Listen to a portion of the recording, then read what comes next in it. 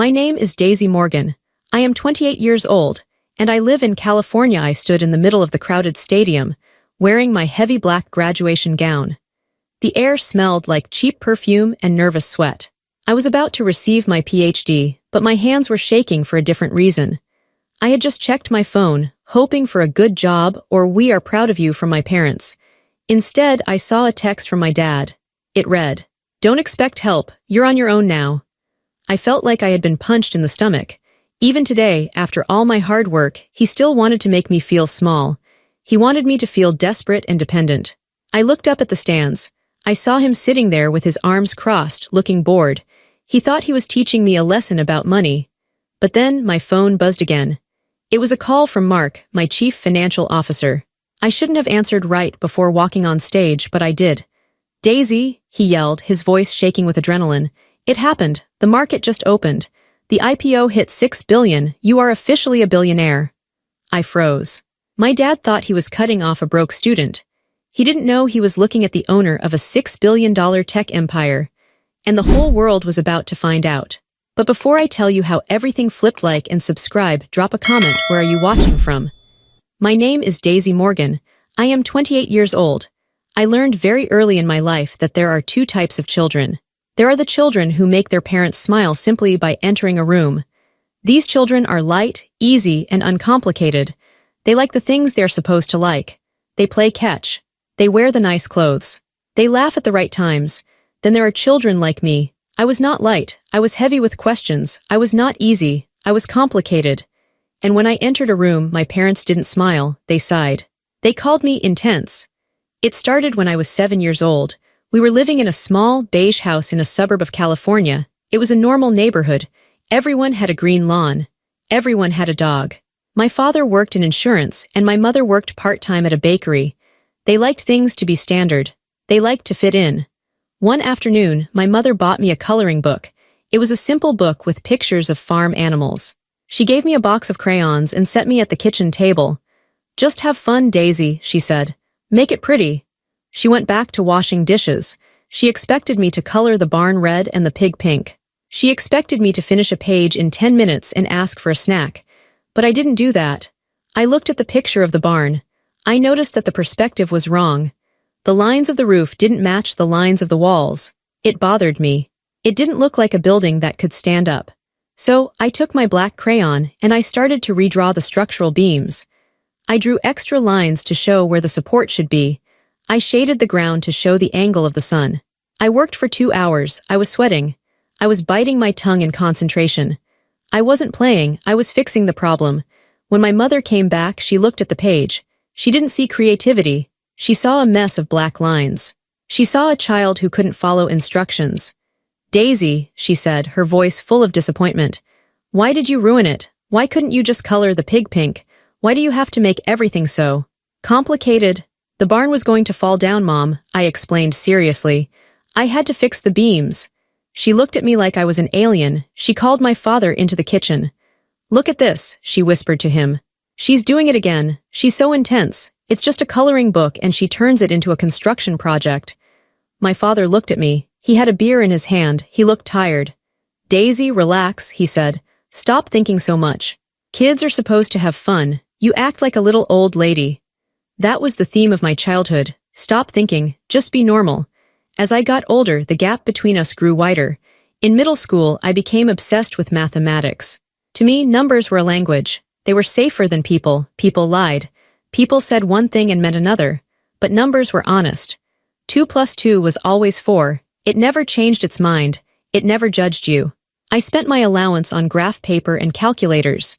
I spent my recess time in the library, reading books about coding and early computer systems. My parents hated it. They wanted a daughter who was popular. They wanted a daughter who was invited to sleepovers. They wanted a cheerleader. I remember the day of my 8th grade talent show. My cousin, Sarah, was staying with us. Sarah was everything my parents wanted. She was bubbly, blonde, and she laughed at all my dad's jokes. For the talent show, Sarah was going to sing a pop song. I was going to demonstrate a robot I had built out of spare parts from the garage. It could move forward and pick up a soda can. Before we left the house, my mom pulled me aside. She fixed my collar, tugging it hard. "Daisy," she said, Are you sure you want to do this robot thing? Yes, I said. It works, Mom. I programmed the sensor myself. It's just, she paused, looking for the right words. It's a little weird, honey. The other girls are dancing or singing. You're going to be up there with a machine. People might laugh. Boys don't like girls who are smarter than them. You don't want to be the brainy girl forever, do you? I don't care about boys, I said. I care about the robot. She sighed. It was that same heavy sigh. You're so difficult. We just want you to be happy, Daisy, but you make it so hard to relate to you. At the show, Sarah sang her song. She was off-key, but she smiled and waved. The audience clapped loudly. My parents cheered. My dad whistled and gave her a standing ovation. Then it was my turn. I put my robot on the stage. I was nervous. I explained how the sensor worked. I pressed the button. The robot moved. It picked up the can. The audience was quiet.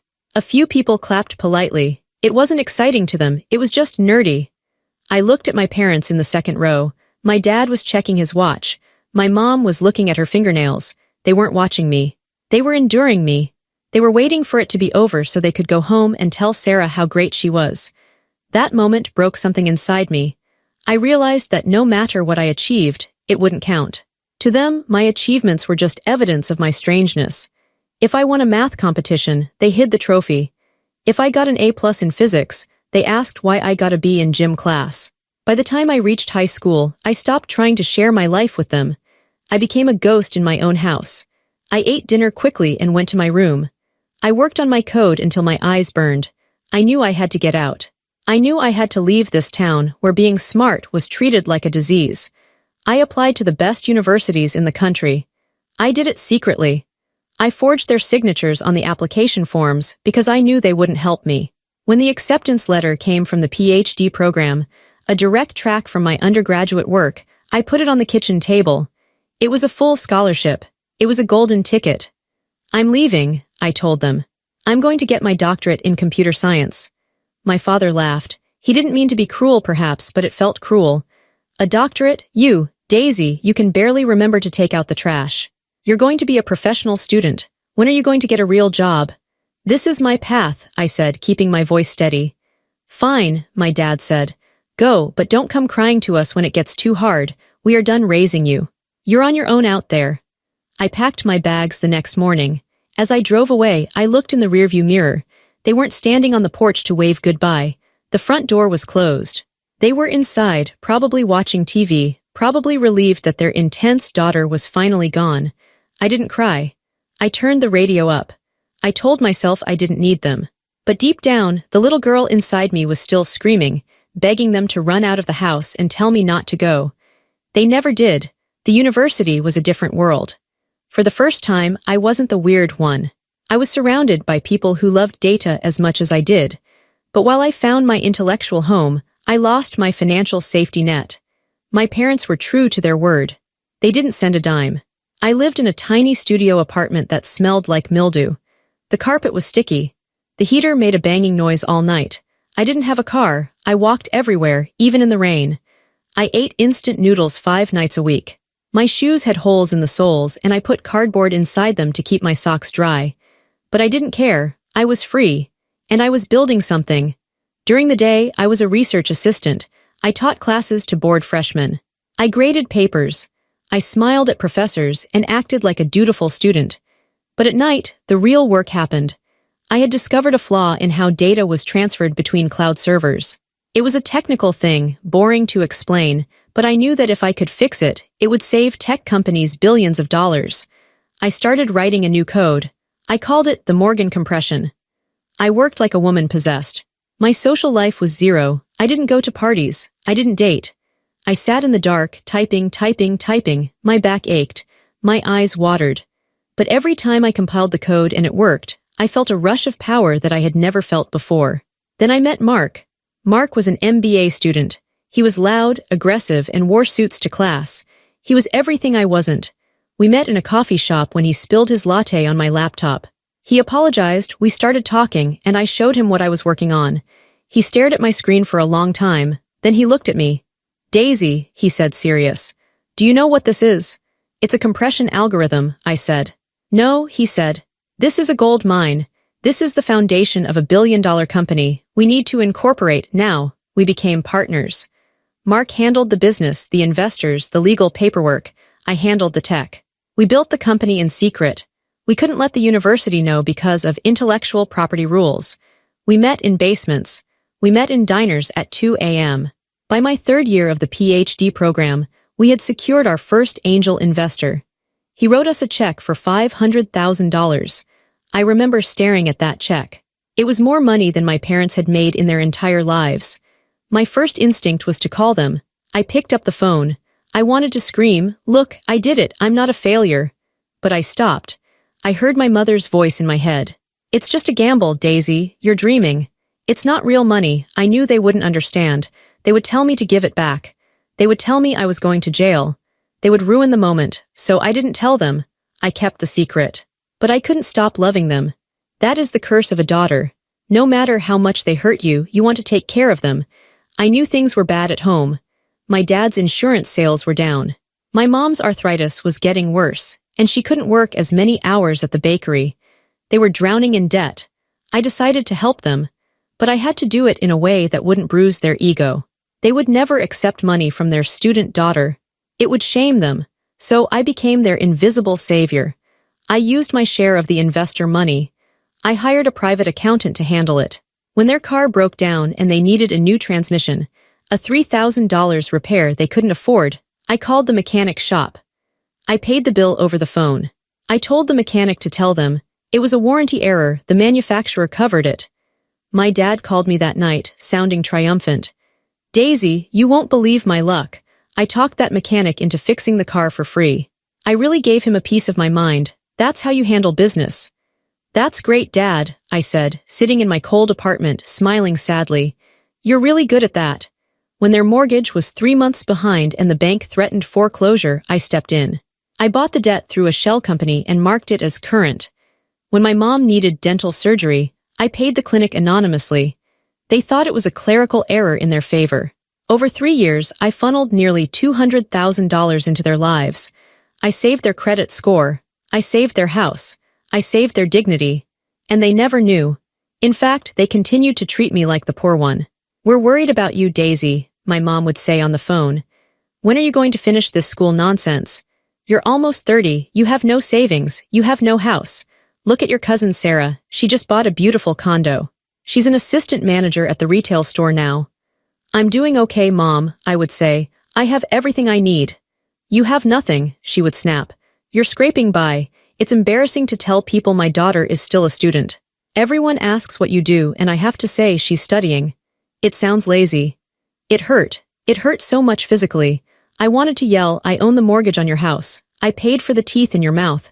I am the CEO of a tech startup." But I swallowed the words. I told myself I was waiting for the big reveal. I was waiting for the IPO. When the company went public, everything would be undeniable. They would see my face on the news. They would see the stock price. And then, finally, they would have to respect me. I held on to that hope like a lifeline. I worked harder. I slept less. We prepared for the IPO. It was scheduled for the same day as my graduation. It was going to be the perfect day. The day I got my title doctor, and the day I got my title billionaire. I didn't know that my parents had one last insult waiting for me. I didn't know that before the triumph, there would be a final, crushing betrayal. The morning of graduation day broke with a fierce, blinding sun. I woke up at 5 a.m. I couldn't sleep. My stomach was twisting in knots. Today was the day. I stood in front of the cracked mirror in my bathroom. I looked at myself. I looked tired. My skin was pale. My eyes were red from lack of sleep. I didn't look like a billionaire. I didn't look like a powerful CEO. I looked like Daisy, the girl who tried too hard. I put on a simple white dress. I didn't have money for fancy clothes. All my cash was tied up in the company equity. I put on the heavy black doctoral gown. I adjusted the velvet hood. "Dr. Daisy Morgan," I said it out loud. It sounded good. I drove my beat-up Honda to the stadium. The steering wheel shook in my hands. I parked far away to save money on the premium spots, a habit I couldn't break. I walked a mile to the entrance, sweating under the gown. I saw my parents' car waiting near the gate. My heart did that familiar jump, a mix of hope and fear. I walked up to them. My dad was wearing his gray suit, the one he wore to funerals. It was tight around the middle. My mom was wearing a floral dress that looked faded. They looked small, they looked older. Hi Mom, hi Dad, I said, trying to sound cheerful. My dad looked at his watch. You're late, he said. We've been standing here for 10 minutes. I'm sorry, I said. Traffic was bad. My mom reached out and brushed lint off my gown. She frowned. You didn't iron this. It looks like you slept in it. Daisy, why can't you ever look polished? Sarah is coming today and she looks like a movie star. Sarah is coming, I asked. I felt a pit in my stomach. Of course, they brought Sarah. She wanted to support you, my mom said. Even though she thinks this degree is a waste of time, too. We walked toward the stadium. The conversation was strained. I tried to tell them about the ceremony. I'm sitting in the front row, I said. I'm receiving a special commendation for my research. That's nice, my dad grunted. Does the commendation come with a check? Because if not, it doesn't matter. He stopped walking and turned to me. His face was serious. Listen, Daisy. We need to talk about what happens after today. We're going to a nice lunch with Sarah afterwards. You can come, but you'll have to pay for your own meal. We can't afford to feed you anymore. I blinked. Dad, it's my graduation. I can pay, that's fine. Good, he said. Because things are tight, we have bills, you wouldn't understand. I understand more than you know, I thought. I paid your bills. We separated at the gate. They went to the family seating. I went to the graduate holding area. I found my seat. It was a metal folding chair in the middle of a football field. The sun was beating down. Thousands of students were buzzing with excitement. I felt alone. I sat there, clutching my phone. I was waiting for Mark. The stock market opened at 9:30 a.m. Graduation started at 10 a.m. The timing was tight. Mark had texted me 10 minutes ago. Pre-market trading is insane. Demand is off the charts. Get ready. I was nervous about the money, yes. But I was more nervous about my parents. I kept looking up at the stands, trying to find them in the sea of people. I wanted to see them waving. I wanted to see them smiling. Then my phone buzzed. It wasn't Mark. It was a text from Dad. My heart hammered. Maybe he felt bad about the lunch comment. Maybe he was texting to say, good luck down there. I opened the message. The words were stark against the white screen. There were no emojis. No love, Dad. Just cold, hard text. Daisy, your mother and I have been talking while waiting. We need to be clear. Now that you have this degree, you are cut off. Completely. Don't think you can move back into your old room. We turned it into a sewing room for your mother. And don't ask for money to pay your rent while you look for a job. We have our own lives. You chose to play scientist for 10 years. Now you deal with the real world. Don't expect help. You're on your own. I read it twice. The air left my lungs. It wasn't just the refusal of money. I didn't need their money. It was the timing. It was the malice. They sent this text minutes before I walked on stage. They wanted to destabilize me. They wanted to make sure I felt insecure. They wanted to remind me that I was a burden to them. I looked up at the blurred crowd. I felt tears hot and stinging in my eyes. You're on your own. The phrase echoed in my head. They had no idea. They had absolutely no idea that they were cutting off the very person who had been keeping them afloat. They thought they were kicking a beggar to the curb. I felt a wave of nausea. I felt stupid.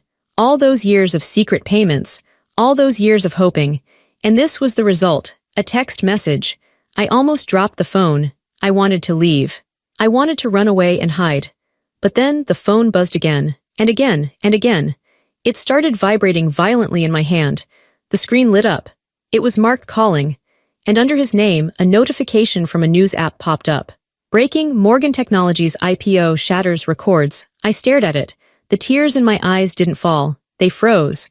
My sadness didn't disappear, but it changed. It hardened. It turned into something cold and sharp. I looked at the phone. I looked at the text from my dad one last time. Don't expect help. Okay, Dad, I whispered to the empty air. I won't. I swiped the screen to answer Mark. The ringtone was piercing. I had forgotten to silence it. A few heads turned in my direction. Hello, I said. My voice sounded strange to my own ears, distant, robotic. Daisy, Mark's voice was a roar. I had to pull the phone away. Are you sitting down? Tell me you are sitting down. I'm sitting, I said. Mark, what is the number? The opening bell just rang, Mark shouted. The stock opened at 40. It jumped to 50 in 3 seconds. Daisy, the institutional investors are fighting over it. The market cap just crossed $6 billion. I closed my eyes. $6 billion. Your equity, Mark continued, breathless. Your 51% stake. Do the math, Daisy. You are worth over $3 billion. Right now, today, you are one of the richest women in America. The world went silent. The noise of the graduation band faded. The chatter of the students disappeared. I was in a bubble of silence. 3 billion, it wasn't just money, it was freedom, it was power. It was a fortress that no one could ever knock down again. The press is going crazy, Mark said. They know you're at the graduation. CNN is live, they are sending crews. Daisy, you need to be ready, your life just changed. I'm ready, I said. I hung up. I sat there, and for the first time in my life I didn't feel small. I felt heavy. I felt like a planet. Around me the whisper began. It started with the student to my left. He was looking at his phone, mouth open. He looked at me, then back at his phone. Holy, he whispered. He nudged the girl next to him. Look at this, is that her? Is that Daisy Morgan? The girl looked. She gasped. That's her, that's the girl in the white dress. The ripple spread. Phones were lifted. People were pointing. The buzz grew louder than the commencement speaker on the stage. Then I saw the movement in the aisle. My parents were coming down. They looked angry. My dad was red-faced, marching past the security guard. He clearly thought I was causing a scene by being on my phone. He thought I was embarrassing the family again. He reached the velvet rope. Daisy, he yelled. His voice was sharp, cutting through the murmurs near us. Put that phone away, have you no respect? He was performing. He wanted everyone to see him parenting the unruly daughter. I sent you a text, he shouted. Did you read it? You need to grow up. Stop playing games on your phone and pay attention. The student next to me stood up. He was a tall guy with glasses. He looked at my dad. Sir, the student said, you might want to shut up. My dad stopped, stunned. Excuse me, who are you? She's not playing games, the student said, holding up his phone screen. She just made $3 billion. My dad blinked. He looked at the student, then at me. What kind of joke is this? It's not a joke, Dad, I said. I stood up. I walked toward the rope. I didn't look down. I looked him right in the eyes. It's real, I said. Before he could answer, the chaos arrived. A news crew, local affiliates who had been nearby, sprinted onto the field. They ignored the security. They ignored the university president. They ran straight for the girl in the wrinkled gown. A camera was shoved in my face. A microphone was thrust forward. Daisy Morgan, Daisy, the reporter was breathless. Can we get a comment? Morgan Tech is officially the highest valued tech IPO of the year. How does it feel to be the youngest female billionaire in the state? The flash of the camera blinded me for a second. My mother let out a small, strangled sound. She grabbed my father's arm to steady herself. Billionaire, she whispered. Daisy. My father looked like he had been slapped. His mouth hung open. He looked at the reporter, then at me. He looked at my wrinkled gown. He looked at his own cheap suit. The realization hit him. I saw it happen. I saw the gears turn in his head. The lesson he tried to teach me with that text message. The $200,000 I had secretly given them. The way they had mocked me for years. It all crashed down on him. Daisy, he stammered. His voice was weak. We didn't know. You didn't ask, I said simply. The reporter pushed the microphone closer. Miss Morgan, your parents are here. They must be so proud. Did they help you build this empire? The camera panned to my dad. He straightened up immediately. He put on a fake smile, the same smile he used for clients. He was ready to take credit. He was ready to say, yes, we supported her all along. I looked at him. I saw the hope in his eyes. He wanted me to save him. He wanted me to lie for him. I leaned into the microphone. The stadium was dead silent. Everyone was waiting. No, I said clearly. My voice echoed over the loudspeakers. They didn't help. I built this alone.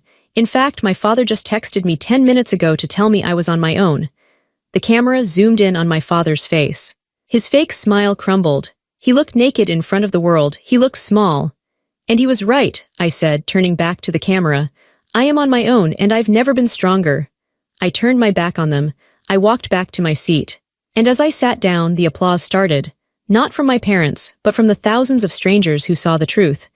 It started slow, then it became a roar. I took a deep breath. The air smelled sweet. I was finally free.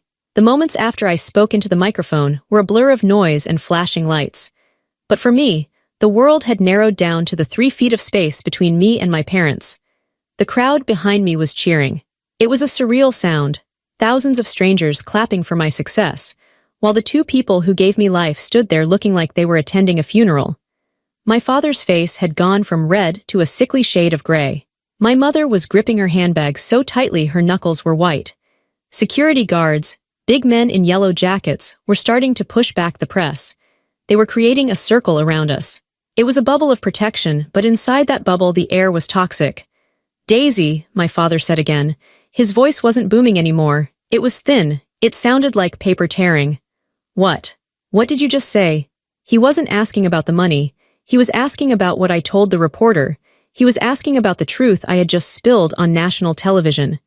"I told them the truth, Dad," I said. I stood straight. My gown was heavy, but I didn't feel the weight anymore. "You told me I was on my own, I just confirmed it." "But," he looked around at the students staring at us. He lowered his voice to a hiss. "You humiliated us.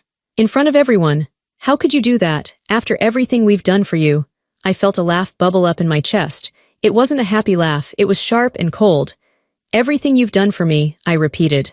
"Dad, 10 minutes ago you sent me a text message cutting me off. You told me not to expect help. You told me I was going to be poor because I chose to be a scientist. Do you remember that?" That was just a lesson," he stammered. He wiped sweat from his upper lip. "I was trying to motivate you. I was trying to make you tough. The world is hard, Daisy. I wanted you to be ready." "I am ready," I said. "I'm so ready that I built a $6 billion company while you were busy comparing me to Cousin Sarah." My mother stepped forward. Her eyes were wide, darting between me and the security guards. She looked terrified, but I could also see the gears turning in her head. She was doing the math. "Daisy," she said, her voice shaking. "Is it true, the number the man on the phone said? 3 billion. Is that real money?" "It's equity, Mom," I said.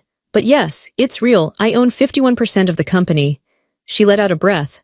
Her hand reached out to touch my arm, but I took a step back. I didn't want her to touch me. Not yet, not while the sting of their rejection was still so fresh.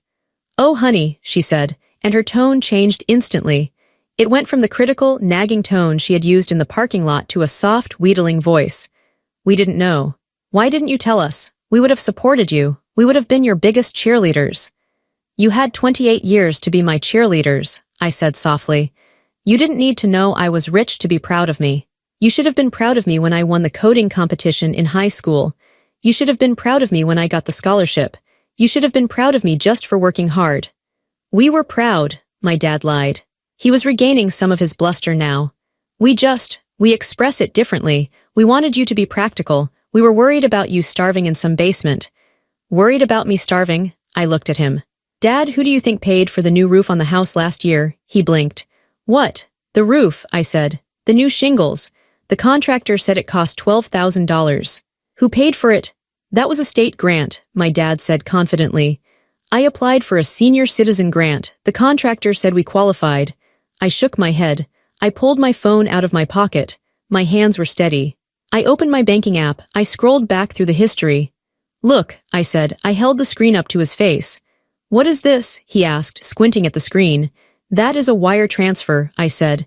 $12,000. "From DM Holdings." "That's me, Daisy Morgan Holdings. I paid the contractor. I told him to tell you it was a grant because I knew you would never take money from your failure of a daughter." He stared at the screen. His mouth opened, but no sound came out. "And the car," I continued. I scrolled to another transaction. "The transmission repair, $3,000. You told everyone you talked the mechanic into doing it for free because you're such a good negotiator." "You didn't, I paid him over the phone." My mother gasped. She put her hand over her mouth. "The dental surgery," she whispered, "when I got my implants." $8,000, I said. "Paid by me." I told the clinic to mark it as a clerical error. "And the credit card debt," I said, looking at my father. "The $20,000 that magically disappeared from your balance 2 years ago. You thought the bank made a mistake and forgot to collect. They didn't. I bought the debt and forgave it." I listed them all. Every secret payment. Every time I had saved them from ruin while eating instant noodles in my cold apartment. Every time I had acted like their guardian angel while they treated me like a disappointment. "I have spent nearly $200,000 keeping you two afloat," I said. My voice was calm, but the words hit them like stones. "I did it because I loved you. I did it because I wanted you to be safe. And while I was doing that, you were telling Cousin Sarah how much better she was than me because she was an assistant manager at a retail store." My father looked like he was going to be sick. The narrative he had built for his whole life, that he was the provider, the strong one, the one who had to teach me about the real world, was crumbling. He wasn't the provider. He wasn't the strong one. I was. He looked at the phone screen, then at my face. He saw the tired lines under my eyes. He saw the determination in my jaw. For the first time, he didn't see a child. He saw a stranger. A powerful, terrifying stranger who happened to be his daughter. You, he whispered, you did all that? Yes, I said. And I never asked for a thank you. I never asked for credit. All I wanted was for you to be nice to me, just nice. And you couldn't even do that. You couldn't even wait until the ceremony was over to text me that I was a burden. The crowd around us had gone silent. The students near the rope were listening. They had heard about the payments. I saw a girl wiping tears from her eyes. My mother was crying now. Silent, shocked tears. She looked at her shoes. We thought you were broke, she sobbed. We thought you were wasting your life. I was building a life, I corrected her. You just didn't bother to look at it. The security guard stepped closer. Miss Morgan, he said respectfully, the press is getting aggressive. We need to move you to a secure location. We have a tent set up for VIPs. Your family can come. I looked at my parents. They looked broken. Part of me wanted to leave them there in the crowd. Part of me wanted to walk away and never look back, but I wasn't them. I wasn't cruel. Come on, I said to them. Follow me. I turned and walked toward the VIP tent. My head was high. My parents followed behind me, heads bowed, like two people marching to a sentencing. The walk to the VIP tent was a gauntlet. The news had spread fast. It wasn't just the local news anymore. The big networks had helicopters circling overhead. The sound of the chopper blades chopping the air made everything feel like an action movie. I walked in the middle of a diamond formation of security guards. My parents stumbled along behind me. They were not used to this. They were used to the quiet suburbs. They were terrified of the noise, the shouting, the aggression of the paparazzi. Daisy, over here, just one photo. Miss Morgan, is it true you're self-made? Mr. Morgan, how does it feel to be the father of a billionaire? A reporter with a frantic look in his eyes broke through the line. He shoved a microphone right into my father's face. Sir, the reporter yelled, did you know about the company? Did you invest early? People are saying this is the greatest American success story since Steve Jobs. What was your role? My father stopped walking. He looked like a deer in headlights. The camera lens was inches from his nose. This was the moment. This was the moment where he could have lied. He could have said, yes, we always knew she was special. We nurtured her genius. It's what most parents would do. It's what he wanted to do. I could see the instinct in his eyes. He wanted to save face. But then he looked at me. I was standing a few feet ahead watching him. I wasn't smiling. I was just watching. He knew that if he lied, I would correct him. He knew I had the receipts. He knew I had the power now. He slumped. His shoulders collapsed. He looked into the camera, and for the first time in his life, his ego completely vanished. He croaked. He cleared his throat. I didn't do anything. I didn't know. You didn't know, the reporter pressed. But surely you recognized her talent. She's a genius coder. Did you buy her first computer? My father flinched. I remembered my first computer. I had bought it myself with money I earned mowing lawns and cleaning gutters when I was 14. My dad had complained that the computer used too much electricity. No, my father whispered. I told her to play outside. What about tuition? The reporter asked. Did you fund her research? No, my father said. He looked down at the grass. She got a scholarship, we didn't pay for school. The reporter looked confused. So she did this entirely without family support, while you were, where? We were at home, my father said. His voice was so quiet the reporter had to lean in. We were at home waiting for her to get a real job. The reporter pulled the microphone back. He looked at the camera with a stunned expression. There you have it, folks. A truly self-made story. Daisy Morgan, built from nothing, with zero support from the family standing right here. My mother let out a sob. She covered her face with her hands. The cameras captured it all. They captured the shame. They captured the regret. It was a public humbling. It was the kind of exposure my parents feared more than anything. They cared so much about what the neighbors thought. They cared so much about appearance. And now the whole world was seeing them as the neglectful, short-sighted parents they were. I didn't feel triumphant. I didn't feel happy to see them in pain. I felt a deep, heavy sadness. It didn't have to be this way. This moment could have been a celebration. We could have been hugging. They could have been laughing, saying, we knew it, we knew she could do it. But they had chosen their path. They had chosen to dismiss me every single day for 20 years. And now they had to walk that path while the whole world watched. "Let's go," I said to the guards. "Get them out of here." We pushed through the last of the crowd and entered the VIP tent. The flap closed behind us, cutting off the noise of the helicopters and the shouting. The silence in the tent was sudden and ringing. It smelled like canvas and cut grass. There was a table with water bottles and a few chairs. I walked to a chair and sat down. My legs were shaking. The adrenaline was wearing off, leaving me feeling hollow. My parents stood near the entrance. They didn't sit. They looked like naughty children waiting for the principal. My mother was wiping her eyes with a tissue she found in her purse. My father was staring at the floor, his hands clasping and unclasping. We stayed like that for a long time. Just the sound of my mother's sniffles and the distant hum of the crowd outside. I opened a bottle of water and took a drink.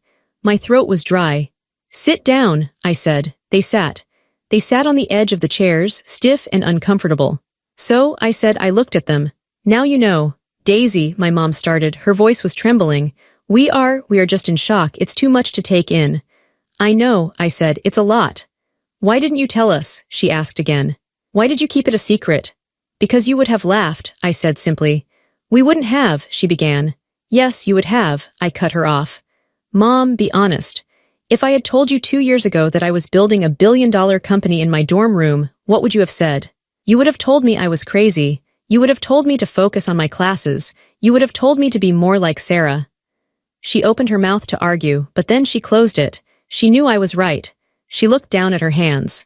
"And," I added, "if I had told you about the money, if I had told you I had access to investor funds, you would have asked for it." My father looked up sharply. "We never asked you for money." "You didn't have to," I said. "I gave it to you anyway. But if you knew I had it, if you knew there was a pot of gold, you would have guilted me. You would have told me I owed it to the family. You would have made me feel like a bad daughter if I didn't buy you a new house immediately." My father rubbed his face with his hands. He looked old. The arrogance was gone. "Is that what you think of us, that we are just leeches?" "I think you are people who were scared," I said.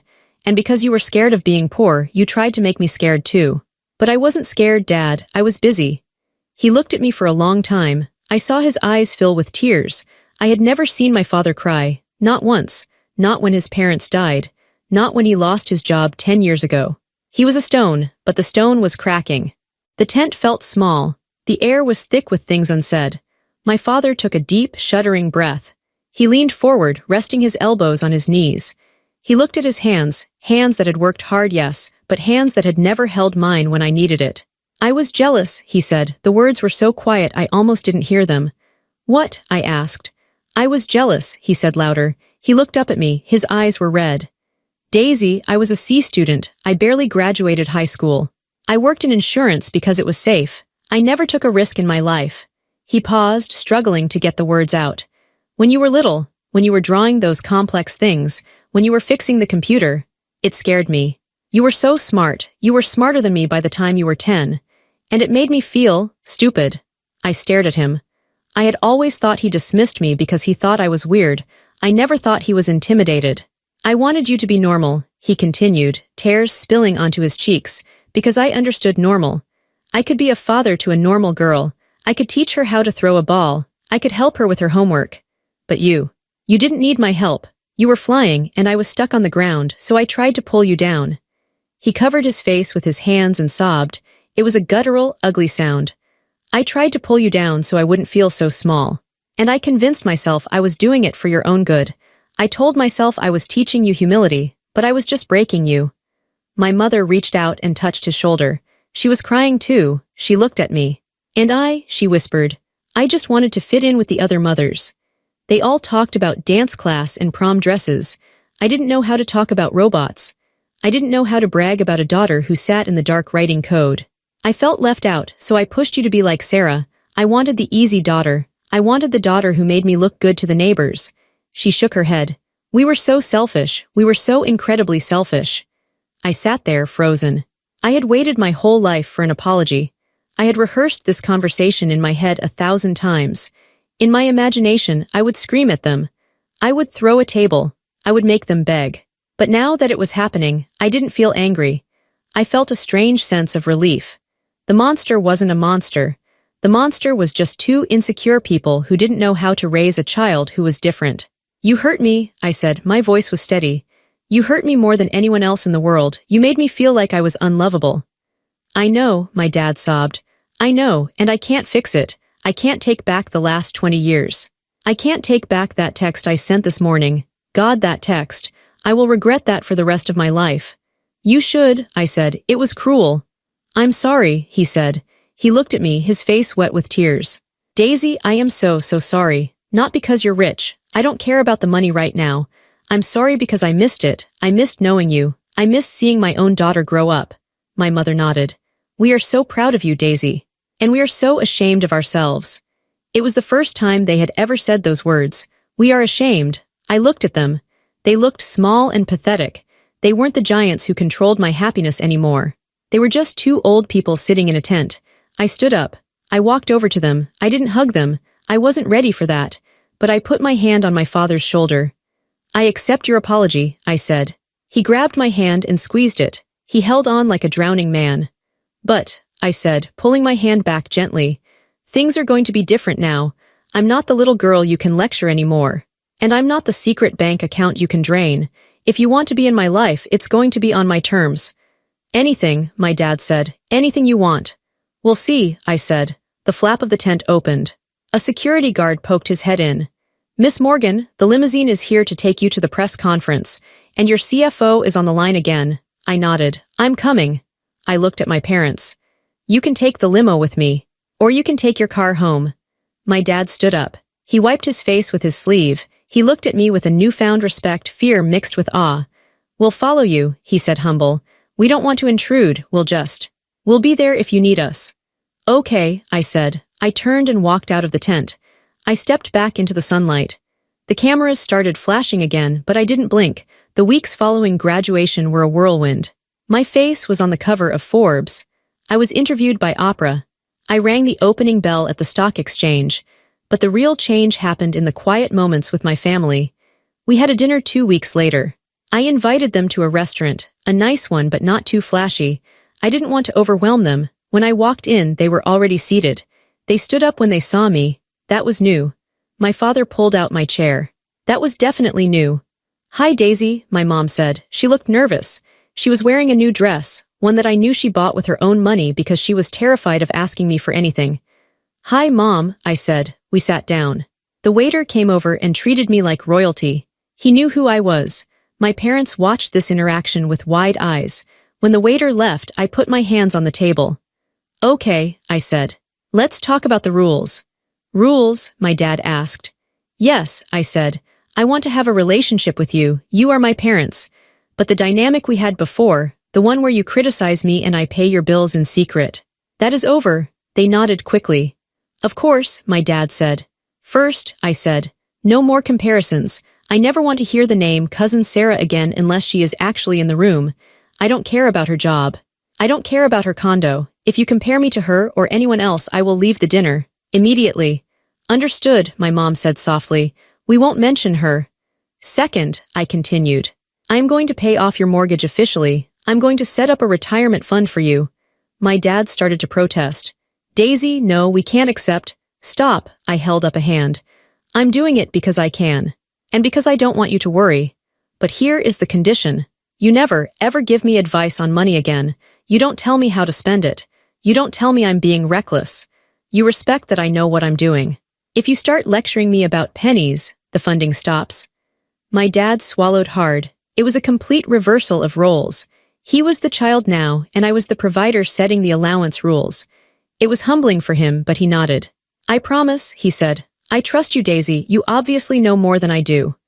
And third, I said, my voice softening, I need you to get to know me, the real me, not the daughter you wanted, but the daughter you have. I want you to ask me about my work, and I want you to actually listen to the answer. I don't want you to glaze over. I want you to try to understand what I do. We will, my mom said. She reached across the table and took my hand. We bought a book, she said shyly. Coding for Beginners. Your dad and I are reading it. It's hard, but we want to understand what you built. I felt a lump in my throat. That was the sweetest thing they had ever done. Thank you, I said. The dinner was awkward at times. Old habits are hard to break. My dad almost made a comment about my choice of appetizer being too fancy, but he caught himself. He stopped, took a breath, and said, "It looks delicious." I saw them trying. That was all I asked for. I realized that night that they would never fully understand my world. They would never be comfortable with the billions. They would always be small-town people who liked coupon cutting and simple things. And that was okay. I didn't need them to be like me. I just needed them to respect me. I had spent my whole life shrinking to fit into their box. I had tried to make myself smaller so I wouldn't intimidate them, but I had finally burst out of the box. I was huge now. I took up space. And surprisingly, they were learning to make room for me. My dad asked me about the stock market later that night. He didn't lecture. He asked, "Daisy, why does the price fluctuate like that?" I explained it to him. He listened. He nodded. He looked at me with a mixture of confusion and pride. "You're a smart kid, Daisy," he said. "I know, Dad," I smiled. I always was. 6 months later, I was standing in my new office. It was on the top floor of a skyscraper in San Francisco. The walls were glass. I could see the ocean. I could see the bridges. I was holding a framed photo. It was a picture from my graduation. In the photo, I was looking at the camera, chin up, defiant. My parents were in the background, looking shocked.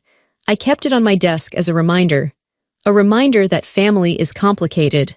A reminder that people can love you and still hurt you deeply. A reminder that sometimes, the people who are supposed to support you are the ones holding you back. I put the photo down and walked to the window. I looked at my reflection in the glass. I saw a woman who was tired but happy.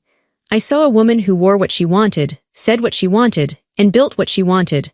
I thought about all the people out there who are like I was. Maybe you are the weird kid in your family.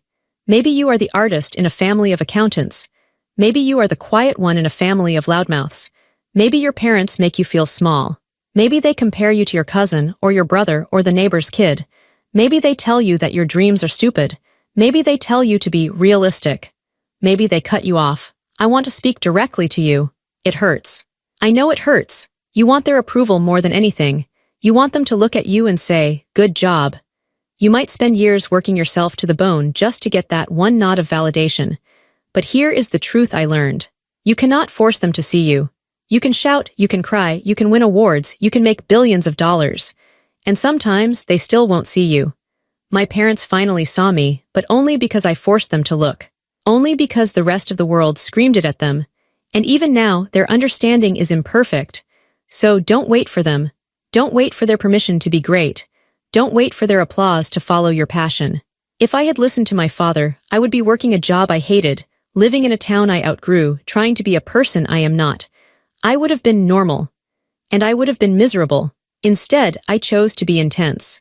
I chose to be difficult. I chose to be myself. It cost me years of loneliness. It cost me a lot of tears. But standing here, looking at the empire I built with my own 2 hands, I can tell you one thing for sure. The view is worth it. If your family underestimates you, let them. Let them doubt. Let them gossip. Let them send their cruel texts. You just keep working. You just keep building. You just keep coding or painting or writing or whatever it is that sets your soul on fire. Because one day, the results will speak so loudly that no one can interrupt them. One day, you will stand on your own stage. And you won't need them to clap for you, because you will know, deep in your bones, that you are enough. I am Daisy Morgan. I am a scientist. I am a billionaire. And I am finally, truly free. I turned away from the window, walked back to my desk, and went back to work.